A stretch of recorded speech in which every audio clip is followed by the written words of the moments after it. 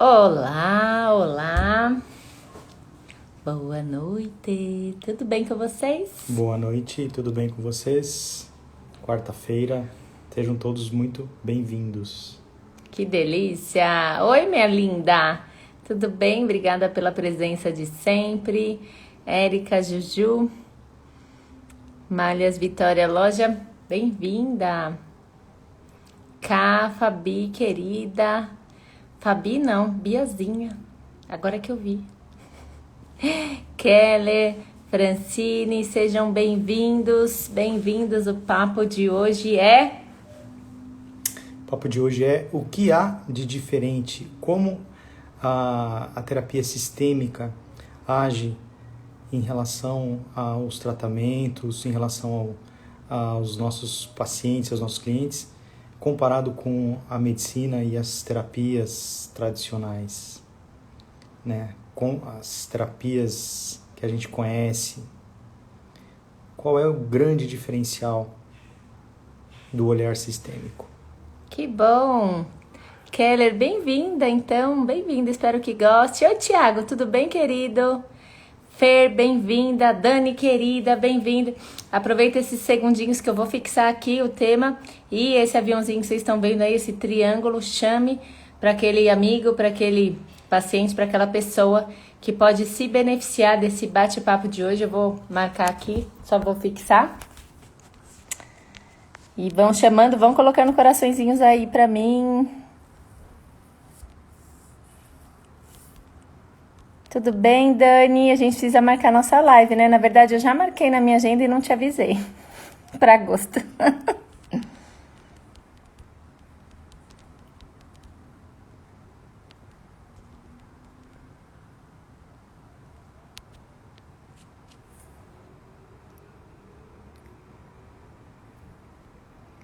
Prontinho, queridos. Vamos lá. Mamãe, um beijo, muitos corações aí para chamar o povo. Esse horário de live, né? É um horário concorrido, mas quem tá aqui eu sempre agradeço a audiência, a disponibilidade e a preferência, porque a concorrência é grande agora. Enorme. Ai, oi, filha, um beijo, filha. Ai, vai ser... então tá bom, Dani, a gente combina pelo Zap, lindona. Um beijo, sejam todos muito bem-vindos. O Eduardo vai começar falando, então tem gente nova aqui. Então eu vou me apresentar, eu sou fonoaudióloga, idealizadora da fonoaudiologia sistêmica, olhar além dos sintomas.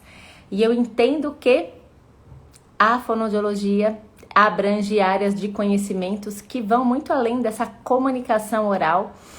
Eu entendi através de um sintoma meu que o sintoma também fala. Também é uma manifestação de algo que a gente pode entender na nossa vida e precisa ajustar. Diferentemente daquilo que nós estamos acostumados a excluir o sintoma, reclamar do sintoma, a remediar o sintoma, até achar um culpado em relação ao sintoma, eu entendi há 12 anos atrás, com o meu diagnóstico de CA, de tireoide, que esse sinalzinho, essa comunicação do sintoma poderia me trazer muitos benefícios, assim como realmente trouxe. Eu mudei a minha postura de vida, consegui ser mamãe de mais 2 criaturas lindas e mais um bebê anjo. E sou autora de livro e sou treinadora, sou esposa, sou mulher, erro, acerto, caio, levanto e estamos aí servindo a vida com alegria para vocês. Toda segunda, quarta e sexta tem live aqui no mesmo horário, às 18h35. Bom, meu nome é Eduardo. Meu currículo é um pouquinho mais resumido do que o dela. Eu sou médico, sou cardiologista, com especialização em cardiologia, subespecialização em ecocardiografia e também especialização em medicina antroposófica. Atualmente eu trabalho na nossa clínica, trabalho em UTI também e a gente procura ajudar a todos que nos procuram, não é isso? Com certeza.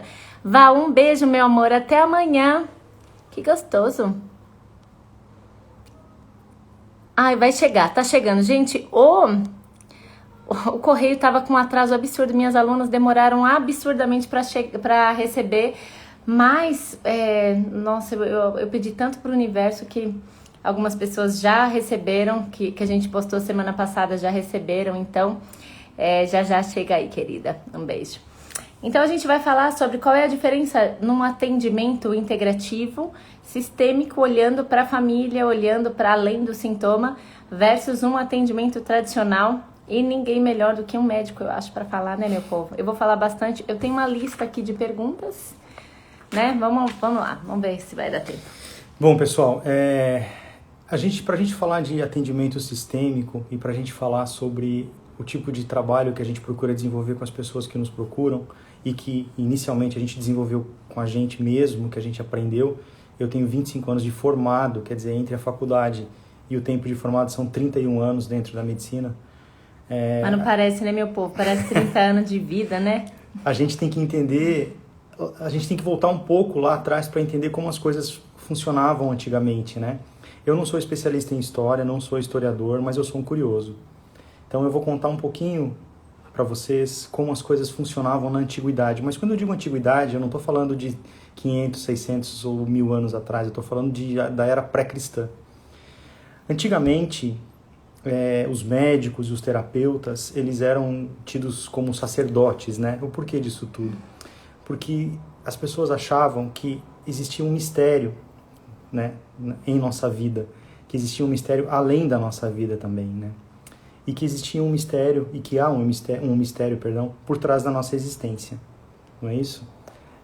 Então, que a nossa existência aqui na Terra, que o nosso período entre o nosso nascimento e a nossa morte, ia muito além daquilo que a gente conhecia, ia muito além dos reveses que a gente tinha na vida, ia muito além de tudo que acontecia com a gente, ia muito além das nossas dores, ia muito além dos nossos sofrimentos.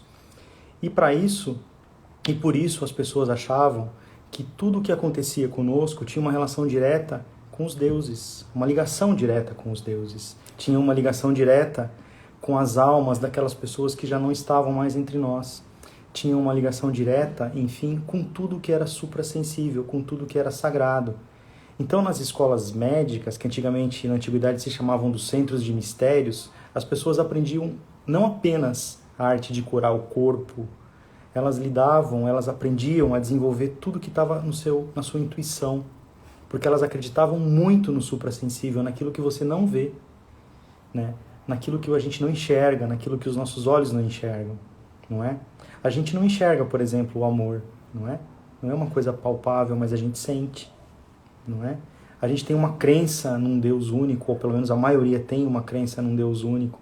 A gente acredita, por exemplo, a maioria das pessoas aqui no Ocidente em Jesus Cristo, embora o cristianismo não seja a religião mais numerosa do mundo, os muçulmanos acreditam em Alá, no profeta Maomé, não é? Mas a gente não vê. E isso era muito desenvolvido e muito trabalhado na antiguidade. Os terapeutas, os profissionais que lidavam com a saúde dos outros, eles não aprendiam apenas a arte médica, eles aprendiam sobre astrologia, sobre astronomia, sobre matemática. Parece uma coisa absurda, né? Mas eles também aprendiam sobre matemática. Isso fez parte de todas as culturas dos povos antigos, dos gregos, dos egípcios, dos romanos.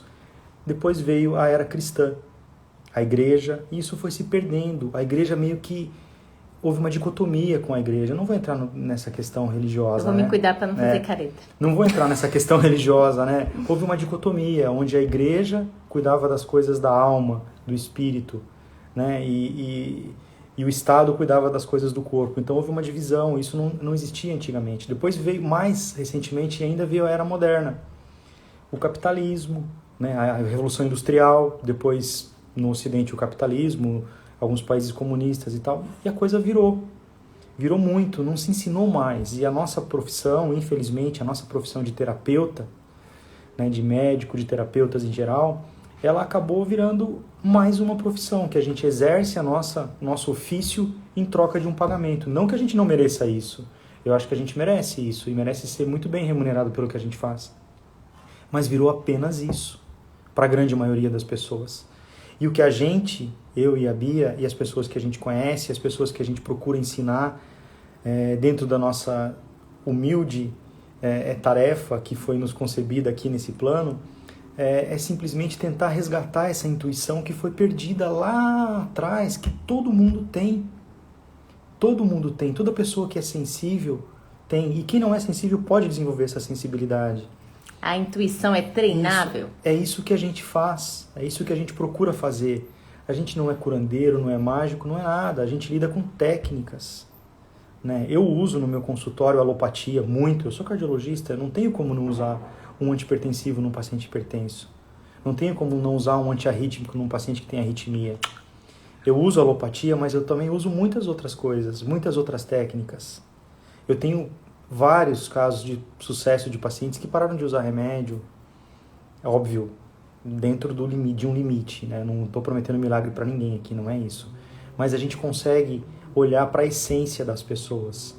A gente consegue olhar para a biografia, olhar para quem ela era através disso. Olhar para quem ela é, na verdade, e quem ela pode e que ela poderia ser. Foi isso que a gente desenvolveu nesses anos todos. E esse é o grande diferencial entre o nosso tratamento sistêmico, o tratamento sistêmico, não o nosso, o tratamento sistêmico, e simplesmente você atender uma pessoa olhando apenas isso aqui, ó, o corpo, a matéria.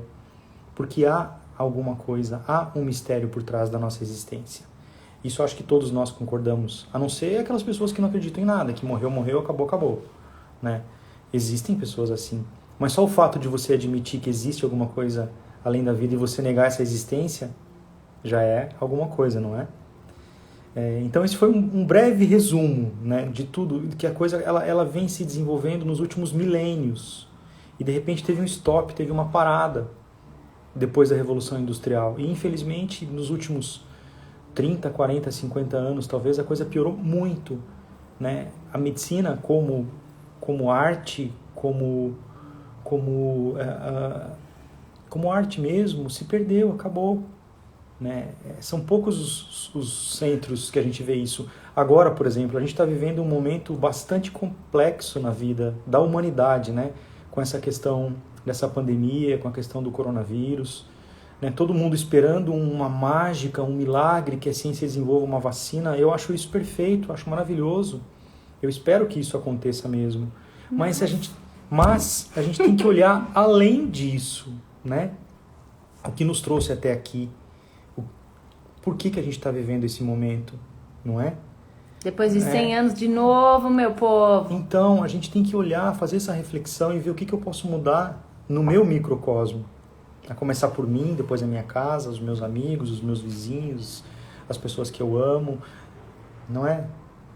A mudança tem que começar com você.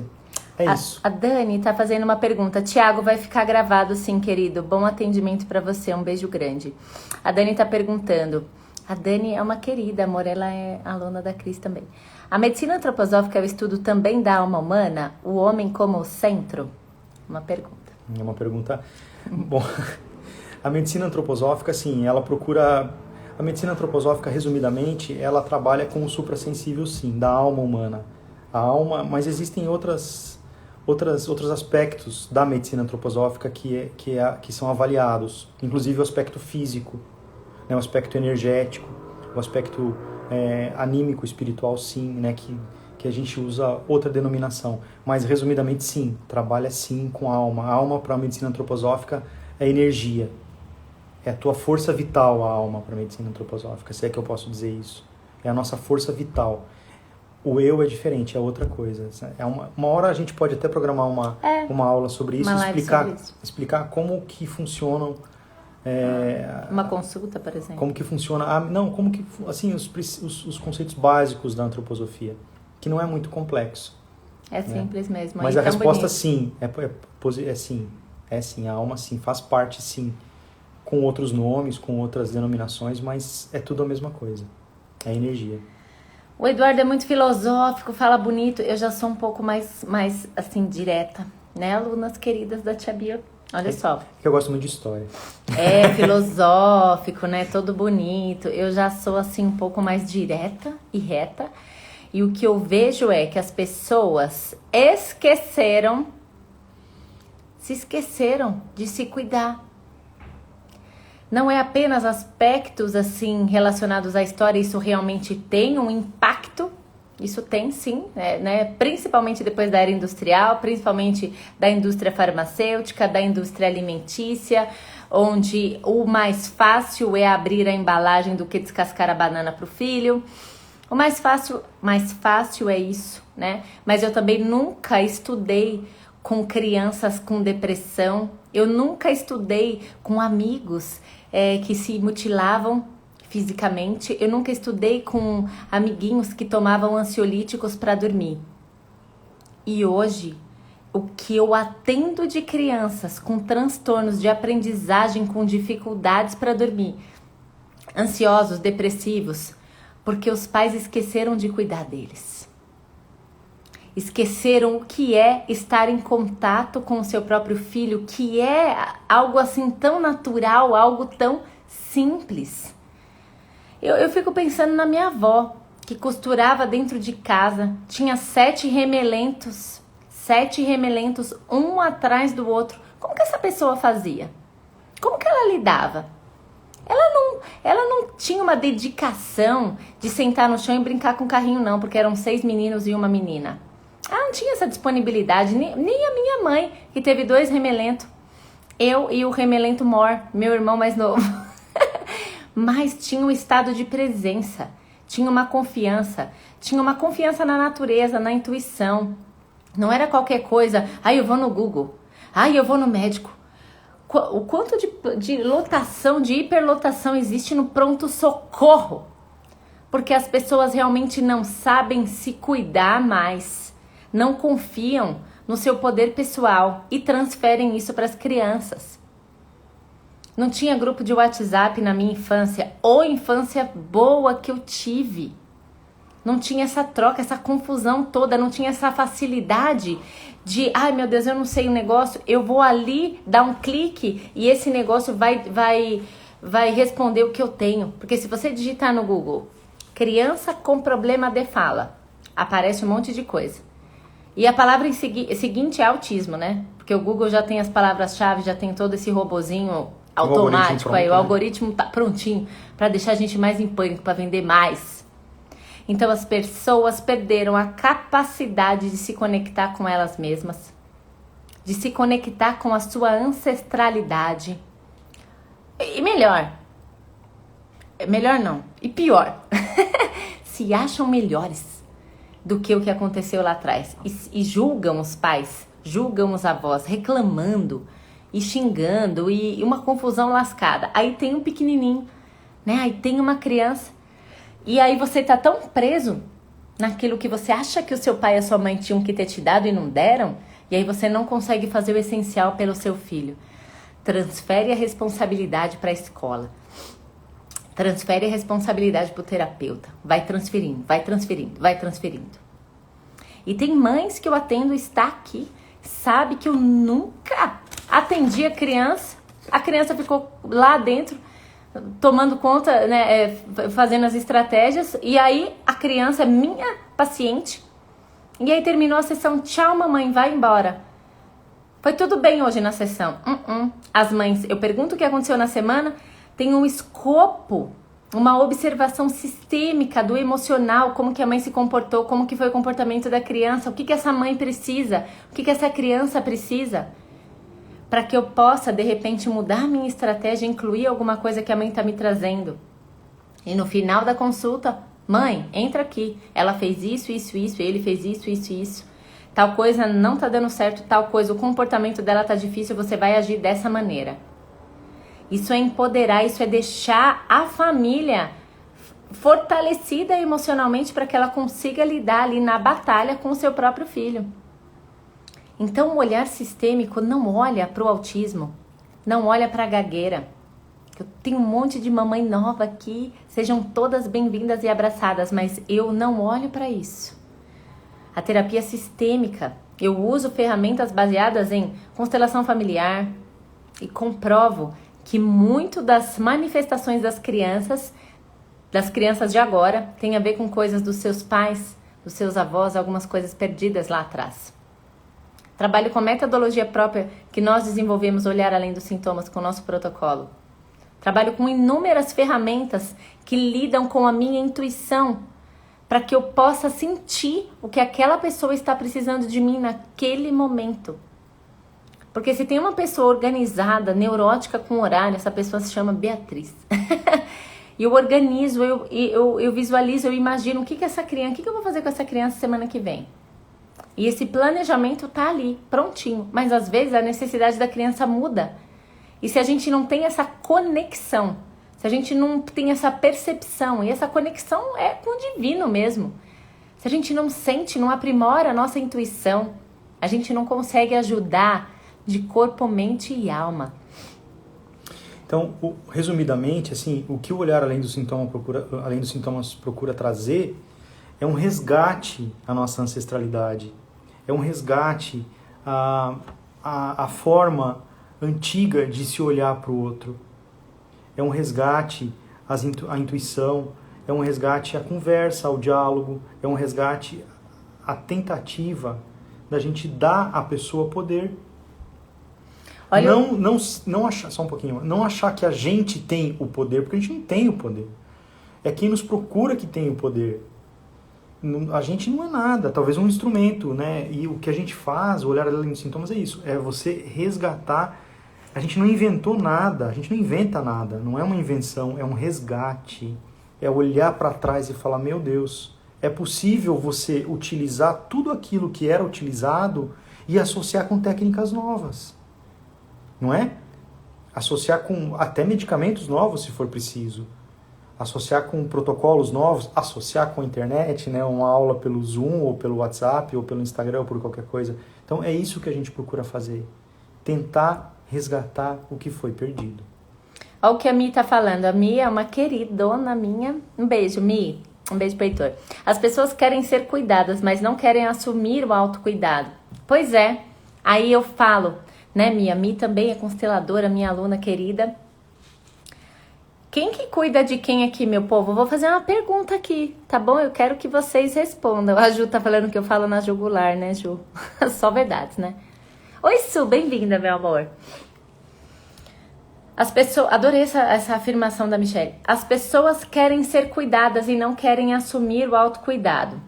Agora vocês vão responder aqui nos comentários. Quem é que cuida de quem?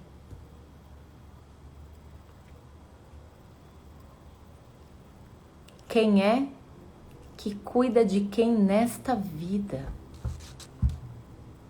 Respondam aqui pra nós. Oi, Marineide, lindona. Tudo bem, querida? Saudades de tu, minha aluna da turma 2. Um beijo. Beijo, beijo, beijo.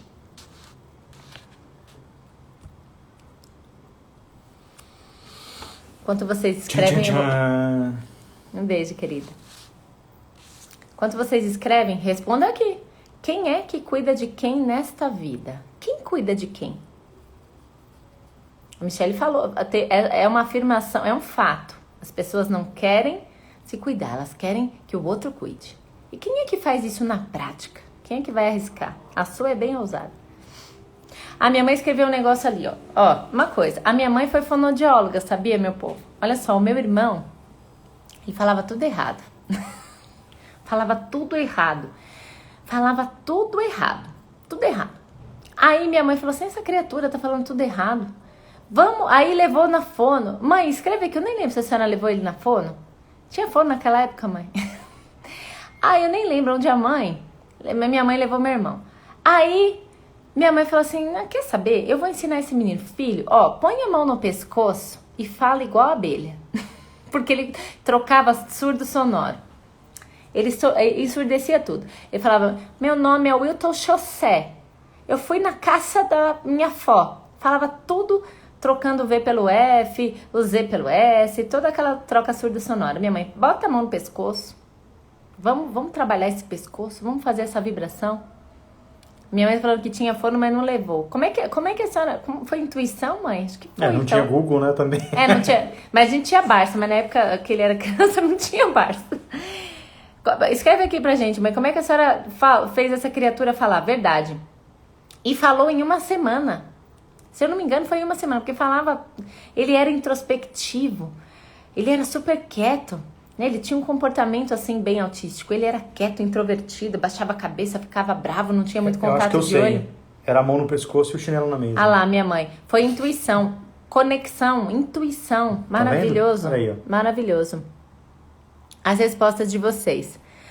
Quem é que cuida de quem na vida? Gente, meu povo, minha mãe acertou. Parabéns, deu certo. O curso deu certo. Para cuidar do outro, tenho que me cuidar. Vencido das minhas batalhas internas primeiro. Não. Foi pais cuidam de filhos. Mamãe tá certa. Na vida, quem cuida de quem? Os pais cuidam dos filhos. E aí, existem inúmeras, em vários livros do Bert Hellinger, e eu comprovo isso com a minha prática. O Eduardo também, né? 25 anos de medicina, eu 21 anos de fonoaudiologia, que é o quê? A mamãe falando que é o curso. Ai, que bom. Faz propaganda aí, mãe. Minha mãe tava na turma 2, meu povo. Olha só, o que acontece? Quando eu não tenho, Bert Hellinger confirma e eu comprovo, também tá no meu livro, e é isso aí. Quando eu não tenho uma conexão com os meus pais,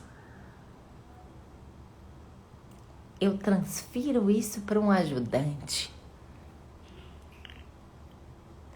O ajudante é um médico, o ajudante é um terapeuta. Ó, até parou os coraçõezinhos. Eu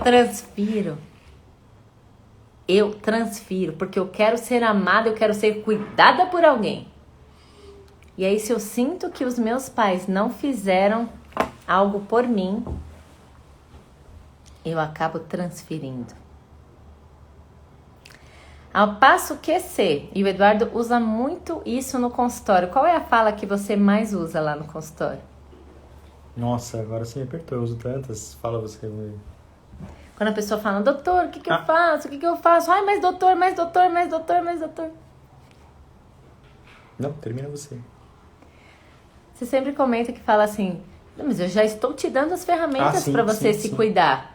Só que eu não sou o seu... Sou seu pai, eu falo. Eu não sou seu pai. Eu não vou pegar você no colo. Eu tenho filho pequeno, nem os meus filhos eu pego. Vou pegar você, um barbado de 50 anos? Não vou pegar você no colo. Não vou. Esse é o olhar sistêmico. É fazer com que a criança, né, com que a pessoa perceba que ela não é criança. É fazer com que a pessoa perceba que ela tem sim responsabilidade. Que se ela tá hipertensa, tem algo tenso na vida dela que ela precisa ressignificar. Tomar a medicação, né? Meu pai pegou um cara desse. Não foi o Eduardo, não, porque eu tinha 14 anos quando meu pai... Eu não lembro quantos anos eu tinha, mãe. 14 ou 15. Quando meu pai começou a ter hipertensão. Aí meu pai teve um pico de pressão alta e foi no PS. Aí pegou um médico desse, né? Integrativo. Meu pai, eu não vou tomar esse remédio, porque eu não gosto de remédio, não sei o quê. O cara falou assim, não, querido, não tem problema. Pegou a receita, tinha 17 anos. Rasgou a receita e falou, não tem problema não. O senhor não vai tomar o remédio, né? Tudo bem, não tem problema. O senhor vai ter hipertensão. E aí vai ter um momento da sua vida que o senhor vai ter um AVC, um derrame. E aí o senhor vai ficar em cima de uma cama. E aí vai vir um monte de menininha nova tentando desentortar suas pernas, seus braços, porque o senhor vai ficar todo torto em cima de uma cama e o senhor vai usar fralda. O senhor não quer tomar o remédio, não tem problema. Eu estou fazendo aqui, eu estou dando o meu melhor. Se o senhor não quer se ajudar, eu não posso fazer nada. Gente, vocês acham que uma abordagem dessa engrandece a pessoa, dá responsabilidade, dá poder? Ou diminui a pessoa? Vou sair dessa live com surra de verdade. Mas trago verdades mesmo. Não é todo mundo que aguenta nós. Né? Porque a pessoa tem que se responsabilizar daquilo que ela pode fazer. E aquilo que ela não pode, né, ela procura ajuda. E um terapeuta, um médico, é um farolzinho que vai clarear aquilo que ela não está vendo. E a pessoa tem que assumir, porque a vida é dela. Só que muitas vezes sacode a pessoa. Esse médico, ele não sacudiu meu pai, ele salvou meu pai. Esse médico salvou meu pai. Eu tenho meu papai bonitinho, belezinha até hoje. Porque esse médico mostrou a verdade. O senhor não quer tomar remédio, o senhor não quer se cuidar. Problema seu. O senhor tenha noção, porque é mostrar algo que está inconsciente para a pessoa. Não tem problema. O senhor não vai tomar, vai acontecer isso. Um ajudante sistêmico mostra, a pessoa está aqui no ponto A, mostra o ponto B. Você não vai fazer isso, né? Ok, vai acontecer isso. É mostrar um escopo, é mostrar algo que está inconsciente, que está oculto, para que a pessoa se mova, para que a pessoa se mexa. Vamos lá. Eu nunca atendi tantos casos nesta minha vida como eu estou atendendo de recusa alimentar. Ai, mas meu filho não come. Ai, Beatriz, ai, é uma tristeza, é um inferno. Ai, mas meu filho não come. Ai, mas eu não como. Eu não como. Aí eu mostro, né, tem o meu protocolo, e aí eu mostro como a pessoa está agindo com essa criaturinha que não come. E aí assim, aí ele não quer comer a fruta. Eu falo, tá, e o que você faz depois que ele não quer comer a fruta? Ai, Beatriz, aí eu tenho medo que ele passe fome. Aí eu dou uma bolachinha. Com leitinho. Com leitinho. Porque leitinho é bom para os ossos. Aí eu falo, tá, que hora você dá isso? Ai, umas 10. Aí quer que a criança almoce. Olha, então você percebe que a recusa alimentar, pode ser que a criança tenha um distúrbio sensorial, eu não tô excluindo nada, a gente não exclui nada. Mas olha o comportamento dessa mãe diante dessa recusa. A mãe tem medo que a criança morre de fome. E o que eu sempre falo é, criança, casa que tem comida, ninguém morre de fome. A Dani tá falando uma coisa verdadeira. Às vezes os ganhos secundários levam o paciente a fazer isso. Não assumir a responsabilidade. A gente atende muitos idosos, né? O meu nicho maior são as crianças, eu amo. Mas eu acabo atendendo também idoso. E eles têm ganhos, sim, com as dores que eles não querem se libertar. Isso. E idosos, eu que atendo muitos idosos, o que a gente observa é... Isso que você falou é verdade. A doença é um motivo para chamar a atenção. Às vezes a pessoa nem doente né? É um motivo para carência, porque eles são carentes, eles não conversam, eles perdem a acuidade auditiva, então eles não ouvem direito, então eles não acabam não interagindo do ponto de vista social com ninguém, ou com pouca gente.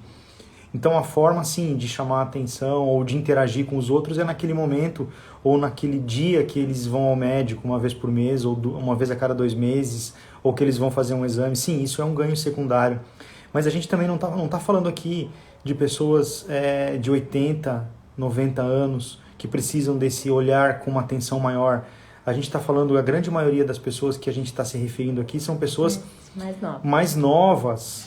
Que sim, também elas têm um ganho secundário, mas é um ganho secundário que ele é fake. Ele não é um ganho verdadeiro, né? Não é possível, por exemplo, um pai ou uma mãe fazer as vontades de um filho dando um presente para ele ficar quieto, por exemplo, ou prometendo algum presente se ele tirar uma nota na escola, né? Qual é o ganho secundário que esse pai tem? Sossego, não discute... Sossego. Né? Então, educada a trabalho. Porque criança precisa do quê? Precisa de presente ou precisa de presença? Essa é a grande questão. Um filho quer presente ou ele quer presença?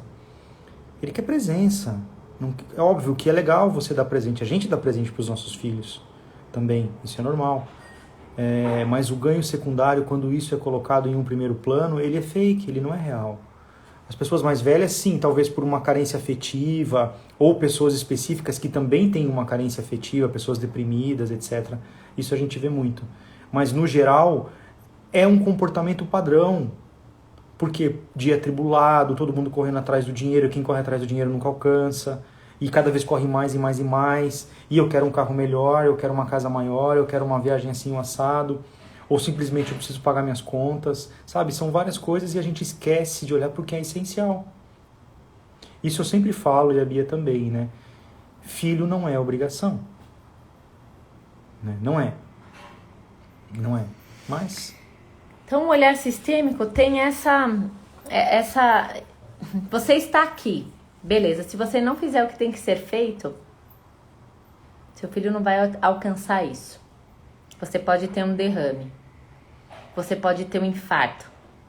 Você pode piorar o seu diabetes. Mas tudo bem, a responsabilidade é sua. Eu não tô lá para dar o remédio na sua boca, tampouco controlar a sua alimentação. Tampouco você não ter essa habilidade de se conectar com o seu filho. Ter medo que ele morra de fome, sendo que tem um monte de fruta dentro de casa. Educar um paladar dá um trabalho lascado. Eu já cheguei a atender crianças, por exemplo, que só comiam nuggets, que só comiam embutidos, que só comiam coisas super temperadas, porque a criança tinha um paladar viciado, leite condensado. E a criança não sabe que existem essas coisas, mas o adulto compra. E aí a criança, claro que vai se habituando e cada vez vai ficando mais seletiva. Mais uma vez eu falo, não substitui um trabalho incrível, por exemplo, de terapia ocupacional que trabalha com distúrbio sensorial. Várias fonoaudiólogas trabalham com essa questão da sensibilidade oral, é incrível. Mas a gente tem que olhar para o comportamento dos pais, como que a criança, como que a mãe lida quando a criança tem uma dificuldade. Se a criança se frustra, chora e a mãe já dá a chupeta eletrônica, porque antes era a chupeta aqui, agora é o tablet. É a tela. Aí a criança, para ficar quietinha, eu quero meu filho quietinho. Eu escrevo isso no livro, eu escracho isso no livro, descaradamente assim. Porque criança precisa de movimento. Pois é, criança tá fazendo mercado agora? Pois é, ele só toma leite condensado. Ai, menina, ele viciou no nuggets. Você não sabe, é uma coisa absurda. Eu falo, pois é, mas quem é que compra?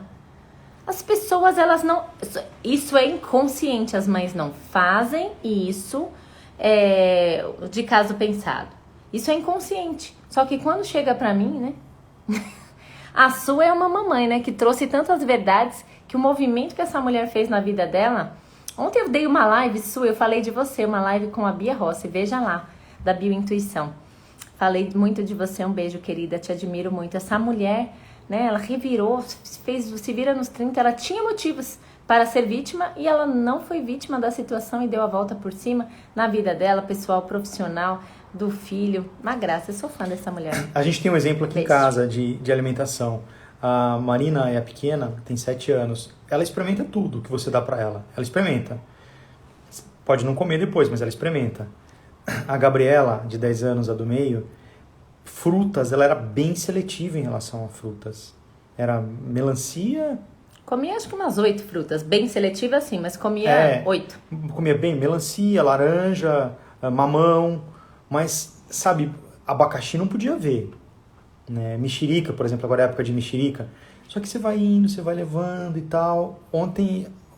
Foi ontem, eu acho. Foi ontem. Que a Bia chegou e falou, amor, foi segunda. A Gabi comeu um abacaxi, uma rodela inteira de abacaxi. Ela pediu. Então, assim, a gente vai tentando, a gente vai indo. Dá trabalho? É claro que dá trabalho. Ah, pai, mas eu não quero. Mas não quer, mas vai comer. Eu quero uma laranja, mas eu não vou descascar laranja pra você agora. Hoje em dia tem muito isso, sabe? Ai, mas eu vou forçar. Ai, mas eu vou falar eu vou falar não pro meu filho. Ai, vai traumatizar. Eu fico tão brava com isso. Porque, gente, criança precisa ser pavimentada em cima de uma rocha. E essa rocha são os pais. Criança precisa de pai e mãe. Se você tem alguma dificuldade com seu filho, leve no especialista. Que te traga verdades. Que tenha esse olhar para que te fortaleça. Para que te enalteça. Para que faça com que você volte ao seu lugar de atuação, que é mãe e pai. Isso é a maior presente que você pode se dar. A maior presente que você pode se oferecer. Eu vou fazer um teste aqui com vocês. Por exemplo, oi Josi, lindona, tudo bem? Pais não querem lidar com a consciência pesada. É isso, né? É isso mesmo. É isso, Mi. É isso. Não são só os pais, né, Miss? As pessoas não querem lidar com a consciência pesada. Nas situações em geral na vida, a gente não tem dificuldade em lidar com a consciência pesada. Por isso que às vezes a gente não diz não para determinadas situações. A gente não quer lidar com a consciência pesada, mesmo se sacrificando. Não quer. né? E isso a gente transfere para os nossos filhos, né? Ou para os filhos, os pais transferem para os filhos, porque eles são assim na vida, em geral. E é isso que o Olhar Além do Sintoma trabalha, você olhar para aquele sistema todo e ver o que pode ser feito, não é? As pessoas não lidam com a consciência pesada mesmo se prejudicando. Todos nós aqui já passamos por situações assim, todos nós. Isso, o grande X aí é quando você sai do seu quadrado, você voltar para ele, né? O mais rápido possível, porque a gente sai mesmo. E lidar com a consciência pesada, digamos, vamos dizer, não é fácil, é difícil mesmo. Mas é um treino, hein, meu povo? Tudo é treinável. Eu tô com a minha querida Camila aqui, né, Cá? Tudo é treinável, né, amor? Se você falou que ia fazer, faça. Né? Sai, tira a busanfa do lugar e faça o que tem que ser feito. A vontade, ela é treinada. Olha o que a Dani tá falando. Pais têm dores emocionais profundas. Sim. E o que eu vejo ficam aqui assim, ó, presos nos seus próprios pais ou avós, inconscientemente talvez, reclamando de algo que eles gostariam que tivessem feito e não fizeram, e aí não conseguem ser grandes para quem precisa que eles sejam grandes. Quando os pais ficam presos ali no sistema familiar deles, pedindo algo para os seus próprios pais, quem pede para os pais é sempre criança.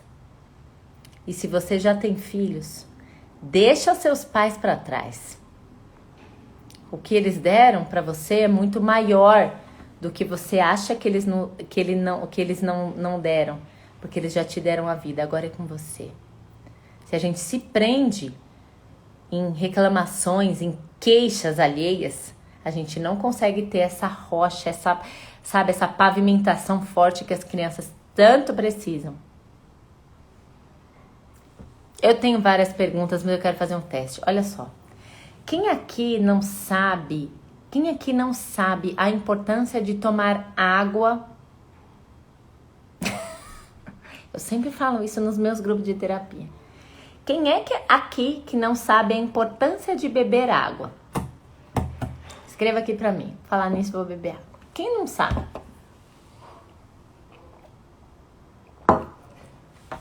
Obrigada, Van. Você é nova aqui, né, Van?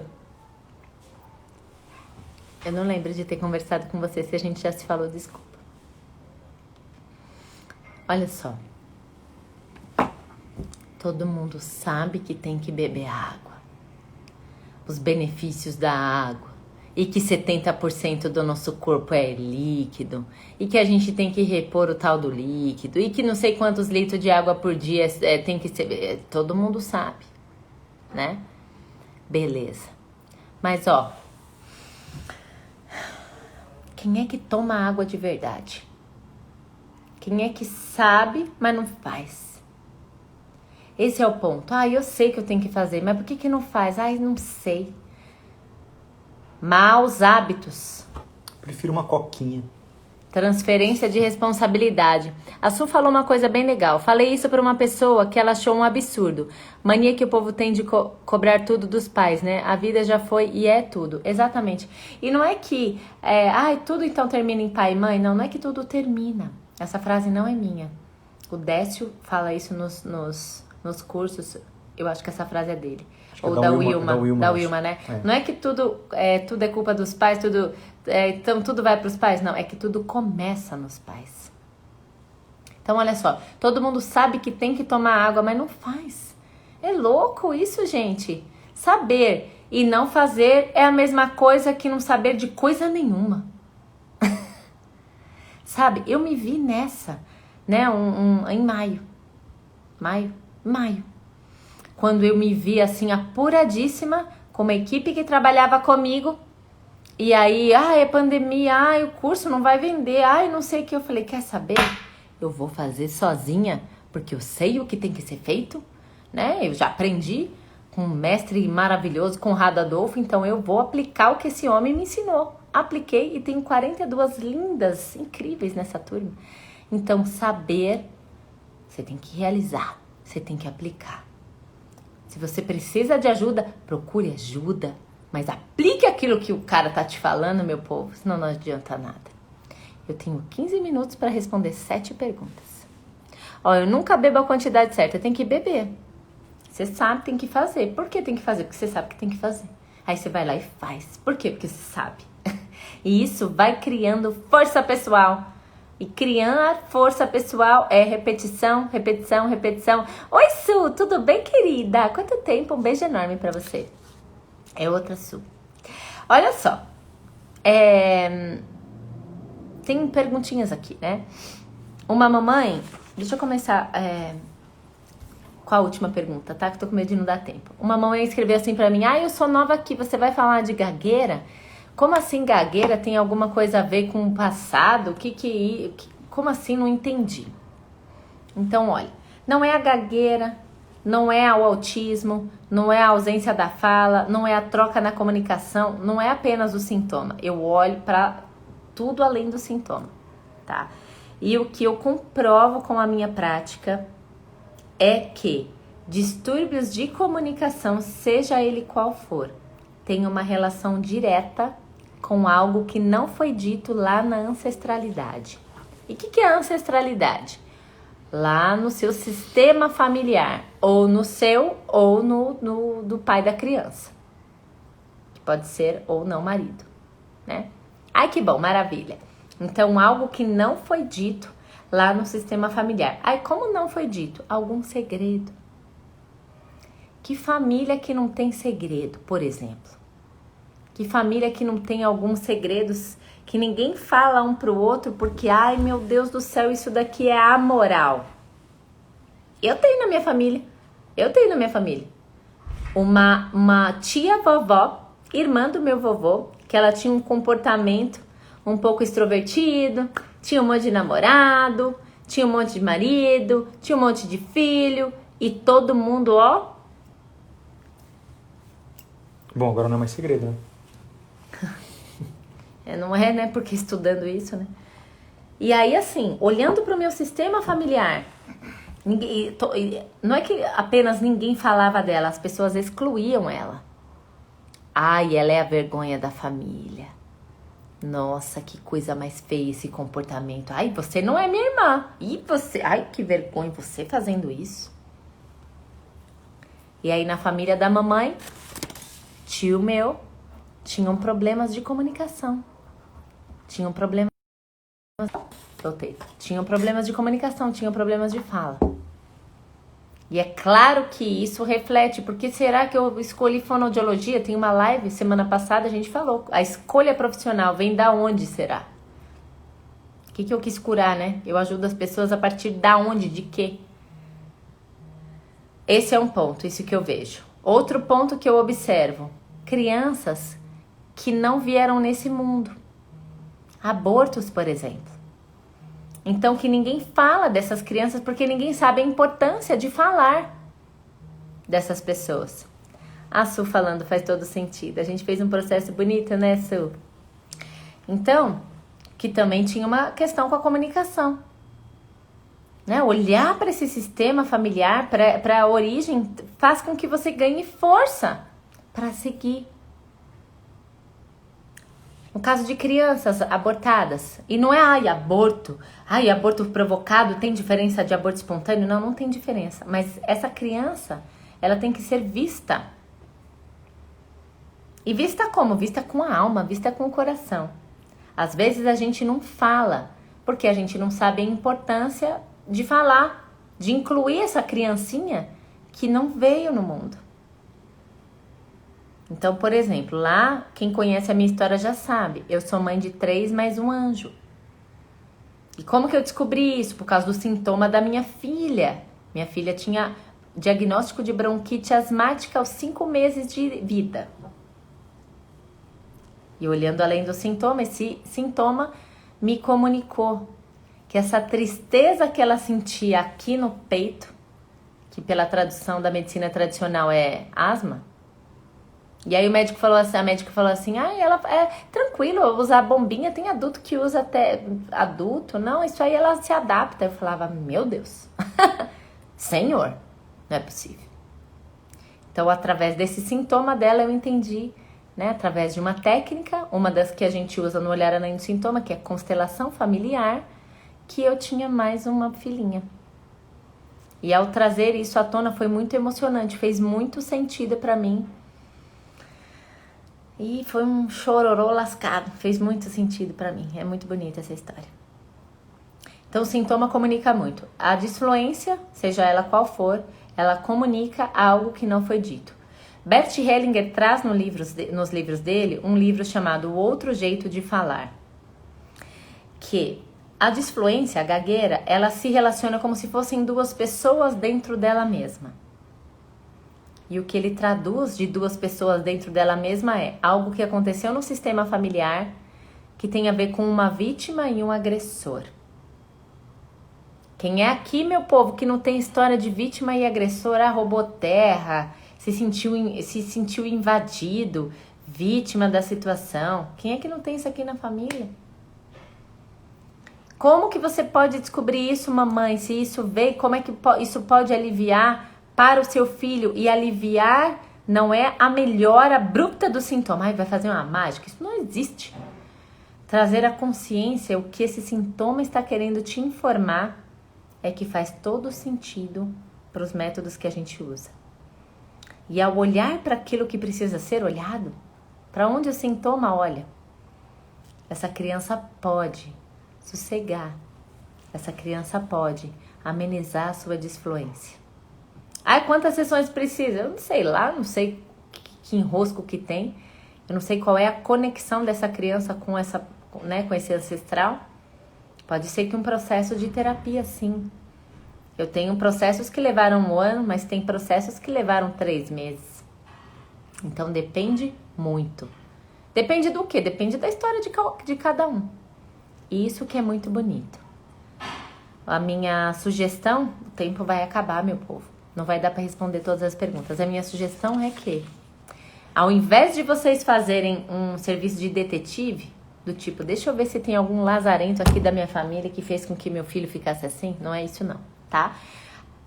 O método não olha para um culpado, mas olha para onde o amor está preso. A criança, ela manifesta no seu corpo, nos seus sintomas, nas suas dificuldades de dormir, de se alimentar, questões relacionadas à família, para que essa conexão, para que esse vínculo seja restabelecido. Crianças são seres muito amorosos, e a melhor maneira deles demonstrarem esse amor é se conectando com coisas que aconteceram lá no passado. Incluir isso, a mamãe e o papai, no coração, é que faz toda a diferença. Ô, Rê, lindona, um beijo, minha aluna da turma 2. É isso mesmo. Deixa eu ver o que a Su escreveu aqui. Bia, quando acontece um aborto provocado porque a mãe não quis ter o filho, isso pode ser mais pesado do que um aborto espontâneo, sistemicamente falando? Não, não tem. Criança é criança, aborto é aborto, não tem mais peso. O peso pode ser para a mãe, a sensação da culpa que a pessoa carrega, mas no sistema, não. No sistema, não. A mãe que provocou o aborto, ela carrega dentro dela, né, ela única, algo mais pesado, mas pro sistema, aborto é aborto, não importa. Agora, se é provocado, aí tem uma questão da exclusão da família. Você tirou, você isso. E aí isso dificulta para a mãe lidar com essa culpa. Mas para as crianças, isso é indiferente. Certo, queridos e queridas? Ai, que linda, Dani falando. Bia, tomei na alma meu papai. Foi quando tomei força para ir para a vida. Maravilhoso. Bom, então, vou fazer um resumo de todas as perguntas que eu tenho. É sempre baseado em problema de aprendizagem, sempre baseado em dificuldade escolar, TDAH, ou sigla, né? Ou sigla essa, TDAH, TOD, né? Eu tenho pavor disso aqui, meu povo. Vou ser sincera. Então, fazendo um resuminho disso daqui se a criança tem dificuldade, não tem problema. A dificuldade, o laudo, ela simplesmente mostra o que a criança está vivendo agora e o que ela precisa. Para a gente chegar, para que a criança aprenda, para que a criança evolua, para que a criança seja independente, os pais têm que se movimentar. E se movimentar não é levando em 5 terapeutas diferentes, um a cada dia. O que eu vou falar agora vai chocar. Eu não gosto disso. Um dia na fono, outro dia na TO, outro dia na psicóloga, outro dia na acompanhante terapêutica, o outro dia na natação, outro... Cara, isso não é vida, nem pra mãe, nem pra criança. Isso é transferência de responsabilidade. Mas precisa de tudo. Às vezes precisa, mas também precisa brincar. Mas também precisa da mãe. Precisa descansar. Então, se a criança tem uma dificuldade, seja o que for, seja ela o que for, a criança precisa ter tempo para assentar essas informações que ela recebeu da fono, que ela recebeu da TO, que ela recebeu do fisioterapeuta. Precisa assentar no corpo, meu Deus. Precisa assentar na alma. O cérebro precisa processar tanta informação. Não é quanto mais melhor, não é isso. A mãe tem que ser orientada e aplicar isso em casa. O que é nos Estados Unidos? A criança fica 4 horas numa instituição aprendendo ABA, análise do comportamento aplicado. Ficou ali numa instituição só? Beleza, vai para casa. A mãe está treinada a fazer isso, por isso que as crianças evoluem. No Brasil, essa realidade não é assim. A mãe tem que ficar indo de terapia em terapia para conseguir ganhar um pouco. Não dá tempo desse cérebro absorver tudo. Não dá. Não dá. Eu já cheguei a atender criança que começou a ter convulsão, crises de ausência. E eu falava para essa mãe, você leva ele em muita terapia, muito lugar. Não, mas ele precisa. Eu falava, gente, e o tempo desse cérebro acalmar, aquietar? Físio era 2, era uma físio tradicional e TheraSuite. Meu Deus, a criança precisa, mas e o tempo para absorver tudo isso? Sabe? Então é isso, meus amores, tá bom? Obrigada a vocês, meus amores, obrigada a vocês. Pro Instagram não cair, né? Complicado. Vai cair já. Então quero deixar um beijo, um abraço. Às vezes eu sou um pouco direta, né, meu povo? Mas é para que, de repente, vocês fiquem com uma raivinha e criem um movimento em prol de você, da sua vida, facilitando aí esse contato, essa conexão com o seu filho. Sandroca, um beijo, minha querida, minha parceira. Um beijo, queridos, tá bom? Não esqueçam de deixar o joinha. E o print, momento print.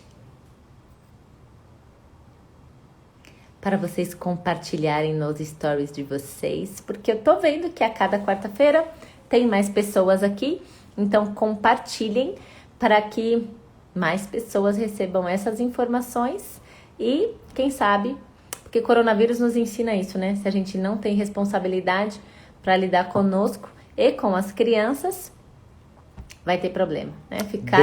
Ficaram tempo aí sem terapia. Mamães têm que aprender a lidar com seus filhos. Isso é um olhar sistêmico. O autocuidado faz parte da rotina.